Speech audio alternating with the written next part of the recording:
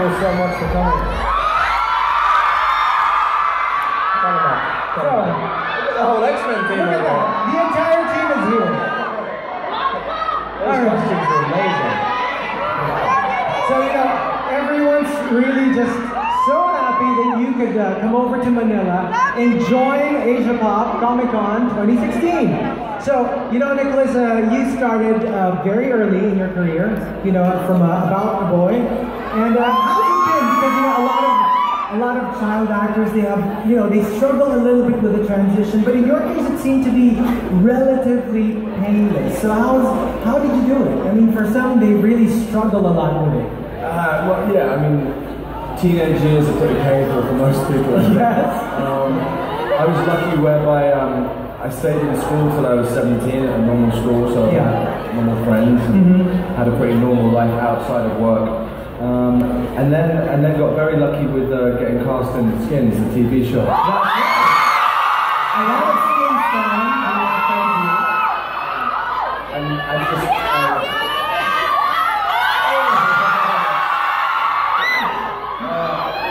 you were so cool. Thank you so much. And wasn't it a bit like shocking for a lot of the people, because you were this adorable kid in About a Boy. Skins was a little edgy, a little scary. Yeah, that's what I liked about it. Whenever reading a script or looking at some work, potential work, I like to try and do things that people wouldn't expect, or to do something different that I haven't done before. So Skins was certainly that. The opening of Skins originally was actually meant to be me rapping in French and dancing in my underwear. And then they realised that I can't rap in French and I can't dance, and they were like, alright, let's have him lifting weights instead. And you are in the X-Men movies, you're the third actor to be cast as Beast, although one was more of like a cameo. But how did you approach, coming off of Kelsey Grammer's Beast? Did you make it a point that we're a little bit similar, or you wanted to make sure it was a very different approach? I did. I watched what Kelsey did, obviously. And then I watched a lot of Frasier, the TV show. Just to try and imitate his accent a little bit.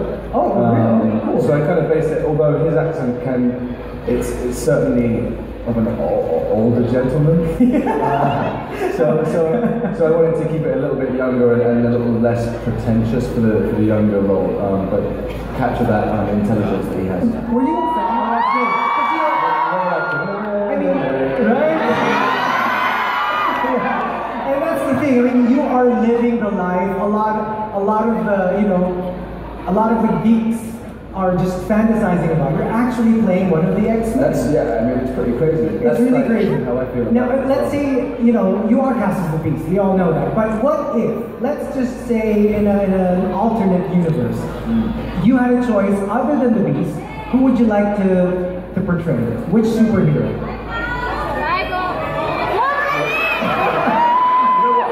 In the cartoon, Beast was actually my favorite. I also really liked Gambit. And since you're part of this series, is it officially is it safe to say that you're officially been handed over the series?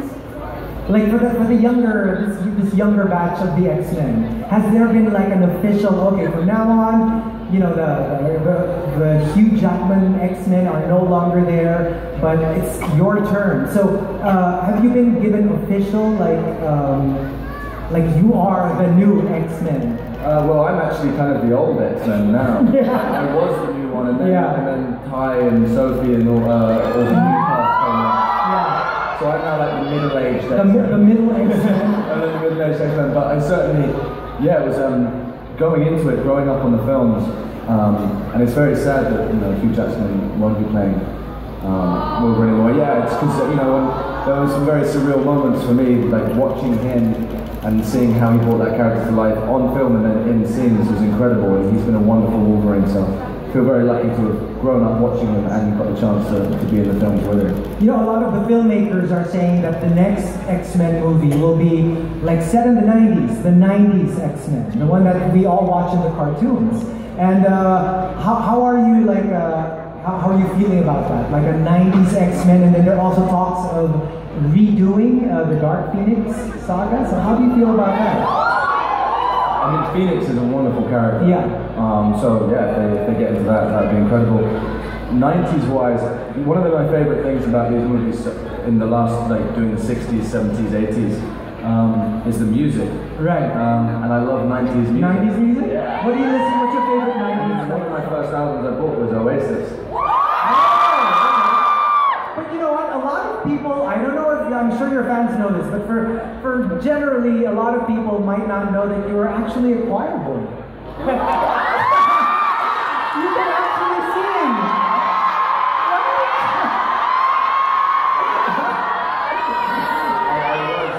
was a choir boy when I was a kid, and then my voice broke. I couldn't sing anymore, like my voice You don't lose that. You know, like, did you ever think of like getting into singing or something? Yeah. No, terrible voice. Yeah. When I was a kid, it was okay, but nowadays, like I sing in the shower, and that's kind of it. Sing for us. Movies. Have you guys grown tight? Oh yeah, like James McAvoy is one of my best friends. He's absolutely insane. Yeah. He's mental.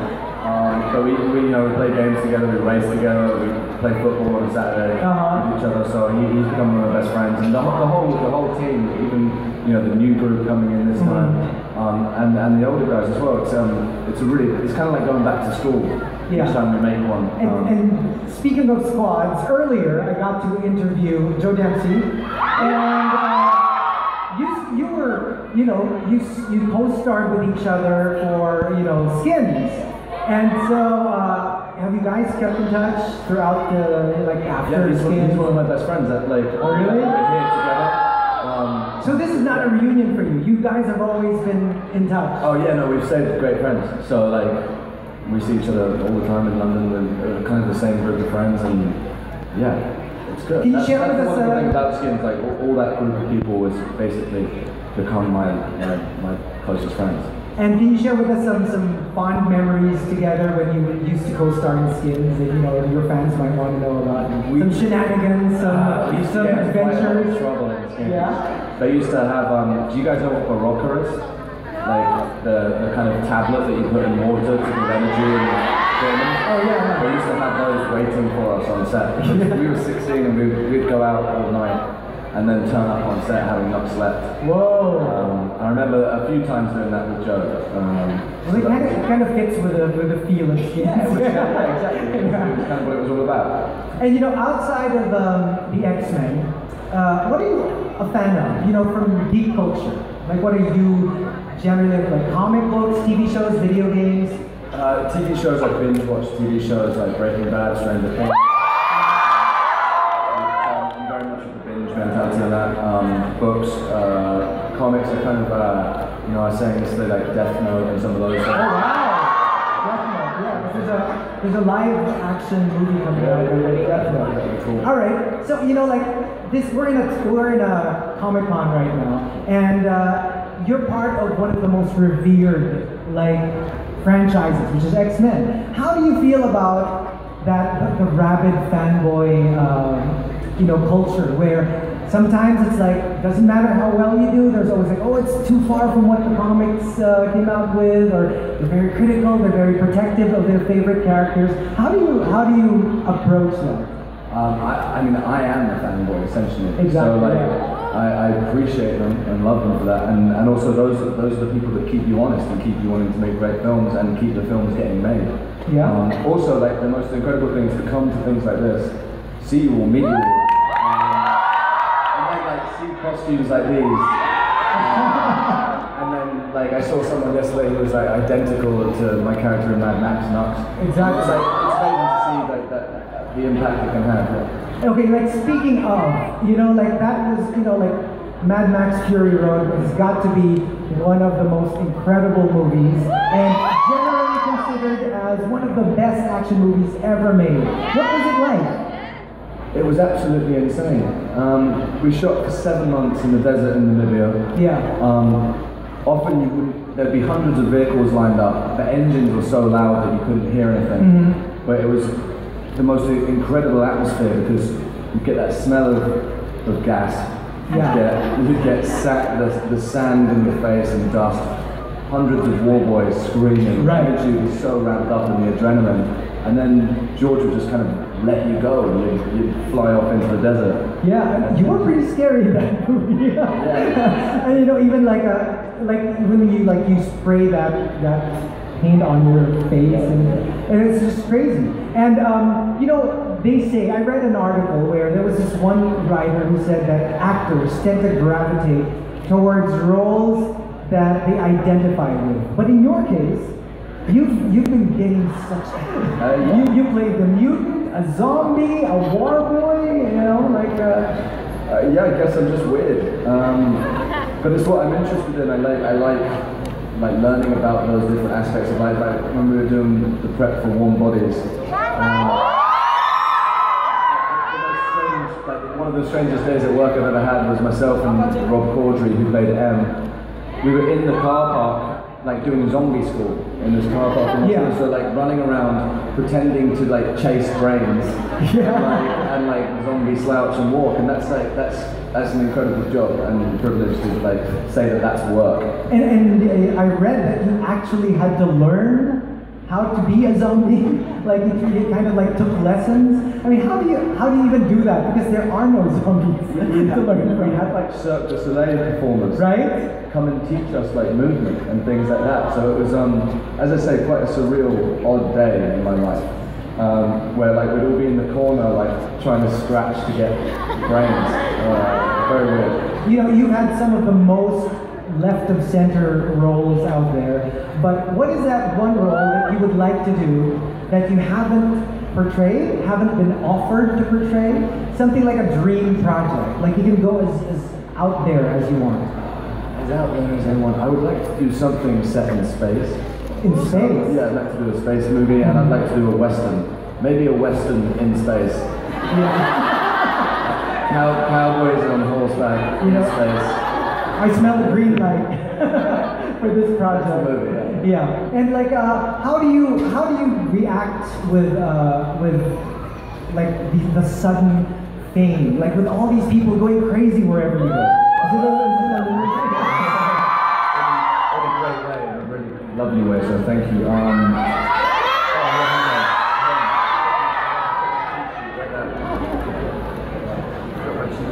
Yes. Mahalo kayo.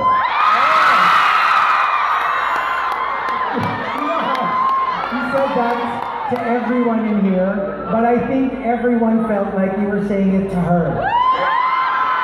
Or him. Alright, so what was the strangest request you had from a fan? Speaking of fans. I don't think I should say that.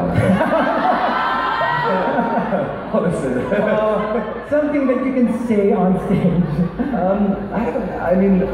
Not often that strange. A lot of the time, people just want to say hello and hang out and have a drink.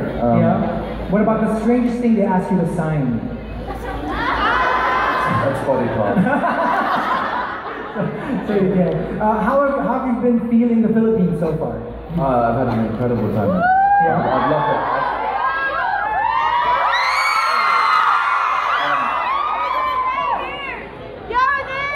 Are you okay?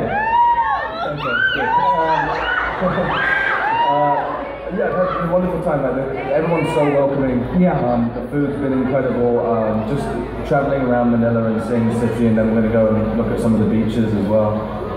You really should make it a point to check out the beaches. No, I am. We're not just saying it because we live here, but they're really incredible. It's a wonderful country. We heard you tried balut. Not yet, no. No? No, not yet. I do a lot of pork, I do a lot of vinegar. You don't want to try? Have you seen it? I tried like the fried pig intestine yesterday. Oh wow! Yeah, I didn't know at the time what it was. Is that chicharron? Yeah. Chicharron, I think that's the one. And because Joe was able to see the balut, it was actually. Are you familiar what it is? I've seen photos. Yeah. I haven't seen it up close. Oh, okay, it's an egg. Yeah. No, I know. But It's not an egg that you're familiar with, where it's like the white and the yellow. You will actually see the bird inside there. With a beak and feathers. Feathers? No, you know, like a little bit of hair, baby hair. And when you bite into it, you will feel like, you should try That's it. way too much description. You know, to be able to say that you went to the Philippines and ate balloon. Yeah. You know? Yeah, definitely do. So, you know, like you've been like going around and can you give us some sort of like, because I don't know how much they tell you guys, but anything to watch for as far as the X-Men franchise is concerned? I mean, they're going to carry on making them. Yeah. Our involvement at the moment, I'm not sure of. But in theory, yeah, we'll wait and see. Hopefully, I'd love to carry on playing the role. Yeah. So really enjoy playing and being with all that cast and crew. So we'll wait and see. But I have a feeling that there'll be more. Yes, because right now there are talks of like the New Mutants and X-Force, and then after that, that's when the next X-Men will come out, and you know, I think everyone's just super excited about that. And what about like, what can you say about the Filipino fans? Because this is your first time in the region? Yeah, my first time in the Philippines. Incredible fans, so dedicated and passionate. Oh, that wasn't for me.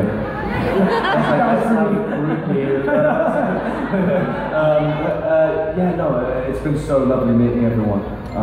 And people that have like followed and supported my career since like 10, 15 years, and that means a great deal, so thank you. And it's really crazy, like when I posted that I would get the chance to interview you, you would be surprised. It's not like mostly X-Men. There would be those who were fans of Skins, there would be like, you know, fans from Warp, you know, like as Fury Road, for Warm Bodies, from like everywhere, and it's not just X-Men. So it's incredible how your fans have followed you through the years. And speaking of fans, we are going to get a couple of you guys to ask your questions. If you have some for Nicholas Hoult, we've got this guy to choose a couple of questions.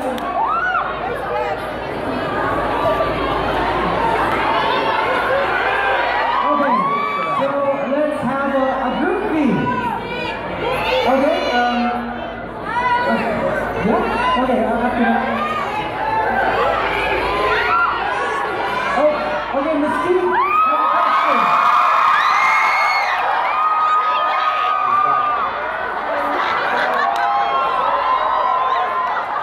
Hello, Raven. I go by Miss Jennifer! Hello, how was it like working with Jennifer Lawrence?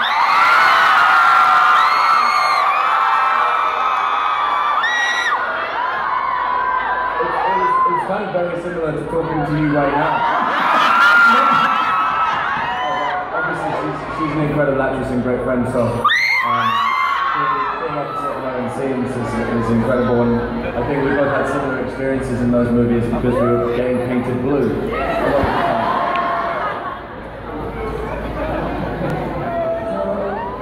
Okay, we've got another. I don't know how we will choose so many fans out here. Okay, there you go. We've got that. Is it the guy or the girl? Yeah, the guy. Okay, come on over. I think they wrote their question down. Wow, they are prepared. Okay, the phone kept shutting off. Okay. Hey man. I'm so nervous. Take it easy. Hi, I'm Enrico Viciniano. Do you remember my friend Joyce Lara, the one who gave you the marriage certificate yesterday? Yes, we are married. Today, so I will be the one asking the question that we're waiting for. Okay. Will you marry her? I've already got the certificate. It's already happened. Okay, Yeah, I got it at home. I guess that Ask was... where she is. Like, she's meant to be my wife, and my other. And I think this is the first time that we ever got a proposal via proxy. Yeah, she couldn't be here today. No, she couldn't be here. She couldn't be bothered. That's how much I really need. But will you marry her? Okay, so we've got a couple more questions here. Another fan. Nicholas, what did you feel the first time you were cast as an X-Men? I got really excited because as well I did my audition with Jennifer. I'd flown back from Australia especially for it, where we were meant to be shooting Mad Max, and then I thought my audition had gone really badly, so I was in a pretty bad mood. So I was actually really genuinely surprised when I got the role. And then I got super excited, and I changed the wallpaper on my phone to the Beast, and changed my ringtone to the soundtrack from the cartoon. So I was like a walking advert for X-Men for a little while. Alright, thank you, Harley. Stigny Harley. Alright, we've got one person here. Okay, we've got 3 more questions.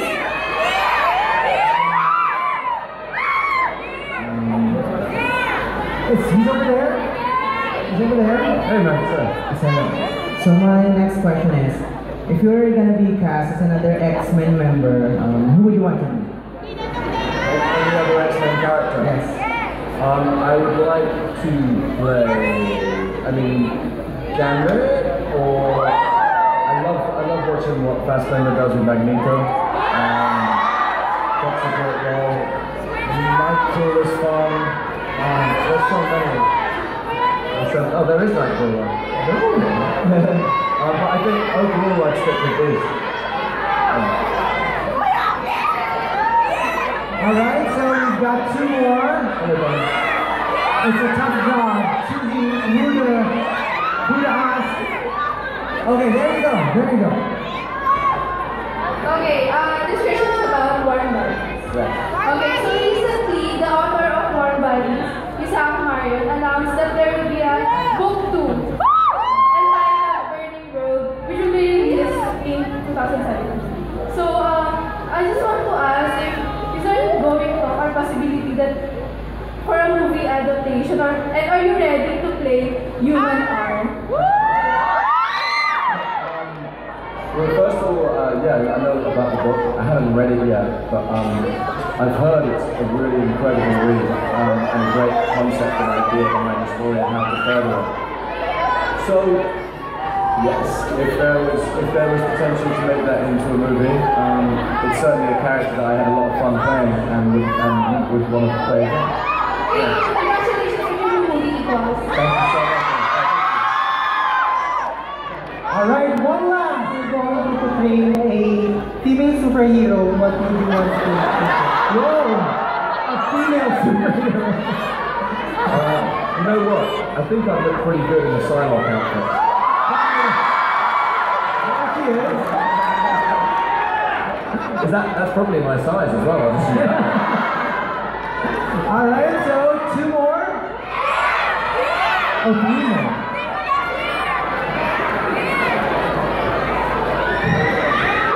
It's crazy. It's Hello, darling.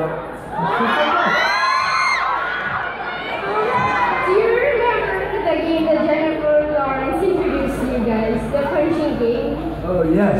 Do you know about this game? Yes. Where you do that, and if someone looks at it, you get to hit them. Yes. Yeah. Did you find it fun?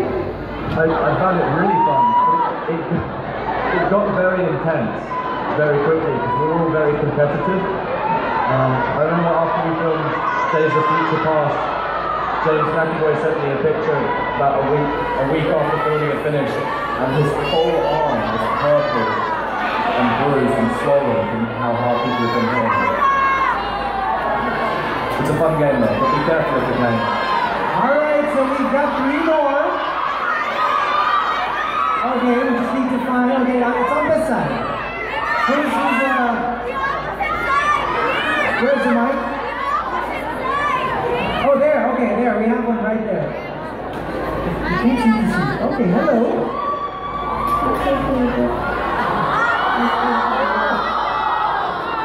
Sorry? Okay. ice cream? What's your favorite ice cream flavor? My favourite ice cream flavour? I'd go Neapolitan. Okay. Your hat's really cool. What's your favourite ice cream? What's your favorite?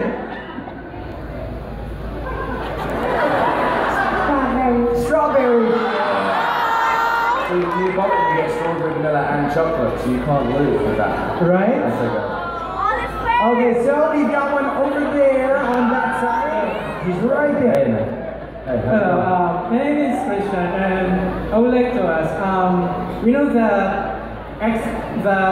Fox holds the rights of the whole X-Men franchise. What if X-Men or the 20th Century Fox and the Marvel Studios and the Disney will finally have a deal to have a team up with X-Men and Avengers? Do you think that X-Men will have a, or do you, It's like, who will beat who up? Avengers versus the X-Men, just in case it ever happens. I mean, win-win. Easily? I think it would be pretty easy. And think how many X-Men there are as well. I think we put up a pretty good fight.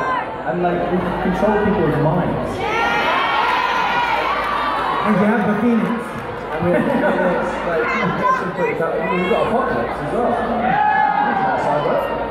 Alright, so we have one last. And that's all. Where is she? Okay, we can see you. Okay. Hello. Oh, thank you so much.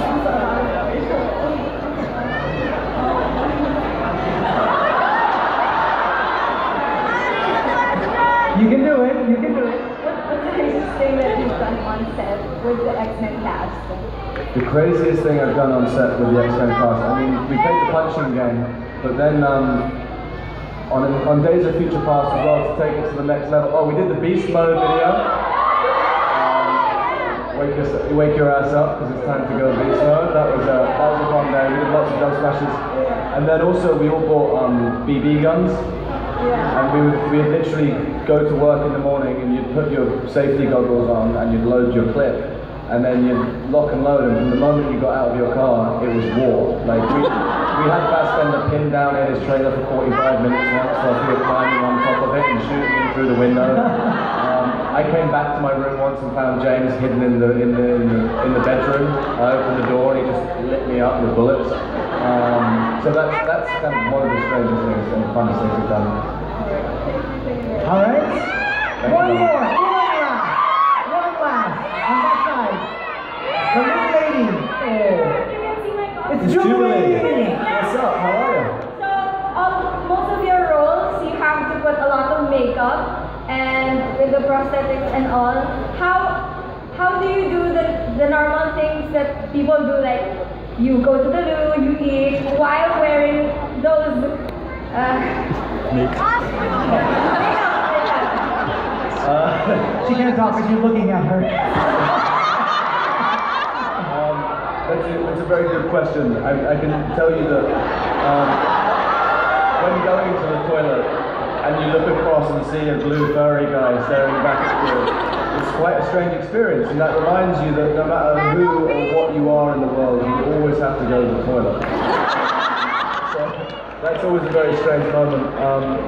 And also people would video me whilst I was eating the first time when I was in Beast, because they just found it hilarious how slowly I'd have to eat and with such small bites so that I didn't affect the makeup.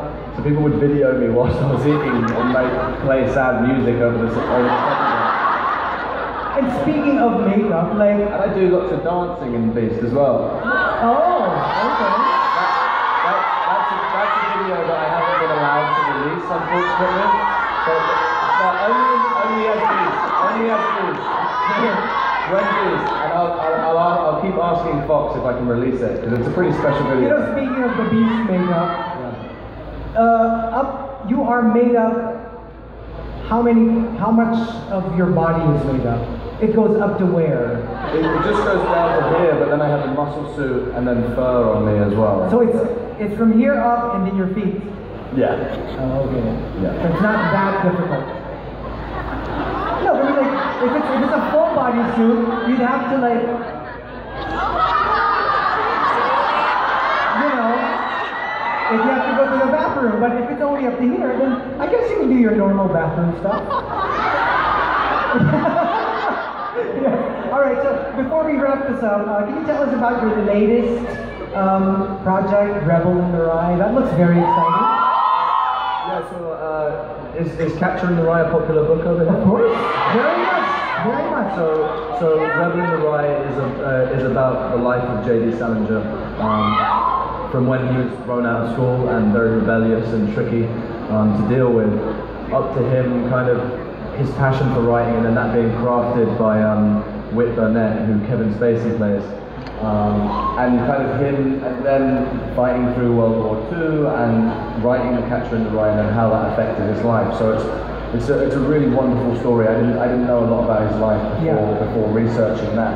And Danny Strong directed, got an incredible cast, and I've heard that the movie is looking good. I know. There's a lot of buzz, and we can't wait to see you in another, you know, like career-defining role. Thank you so much, and thank you to everyone who went to see Equal. Okay, before we officially wrap this up, you know, there's a request. Did you bring your phone with you? Okay. Can you take a groupie with all of our friends? Like a selfie with everyone in the background? I was going to ask if I could do that.